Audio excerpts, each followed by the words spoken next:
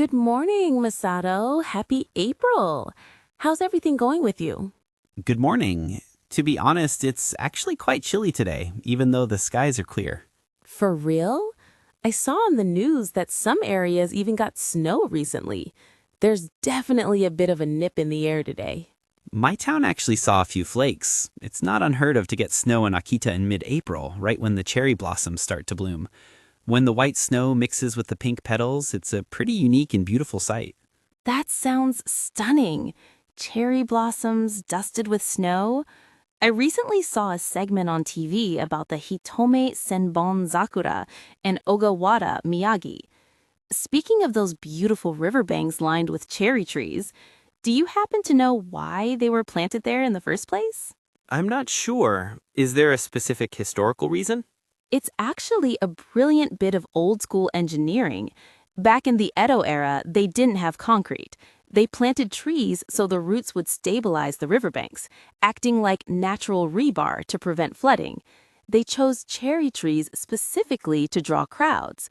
The logic was that the more people walked on the banks to see the flowers, the more the soil would get packed down and reinforced by human footsteps. That's fascinating. Using foot traffic as a tool for construction, it's a very clever idea. Exactly. So what's the go-to spot in your area? Kakunavate is the big one. It gets packed during the peak season. Since it's about 5 hours from Tokyo by regular train, it's a bit of a hidden gem for tourists who want to escape the crowded Golden Route and see the authentic Japanese countryside. I love that. A quiet, authentic experience. Speaking of efficiency and new discoveries, have you been messing around with any new AI tools lately? I've been diving deep into Claude AI this week. It's incredibly smart.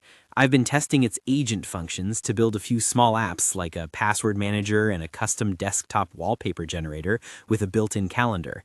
Even though the code was over 700 lines, the processing speed was mind-blowing. I totally agree.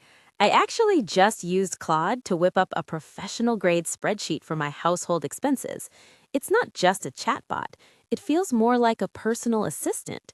I even used it to design a YouTube thumbnail for the Shiogama Festival. I gave it a photo and keywords like excitement and inspiring, and it created a layout way better than anything I could have come up with manually. It really is a game changer. My wife has even started using Gemini for her haiku hobby. She's a beginner, but she uses it every day to look up seasonal words, Kigo, and as a sounding board for her ideas. It has replaced her usual web searches. That's awesome.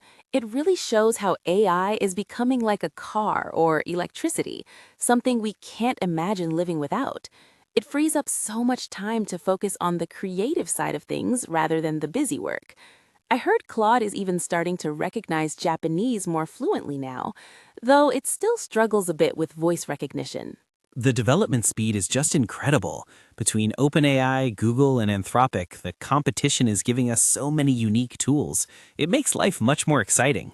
Definitely. It's all about having a clear vision for what you want to create and letting the AI handle the heavy lifting. I'd love to see you use those tools to make a guide video for Akita's hidden spots. That's a good idea. This season is full of cherry blossom events, so there's plenty to film. I'll see what I can put together. I'm looking forward to it. Well, let's keep swapping tips on these tools. Have a great weekend, Masato. You too. See you next time.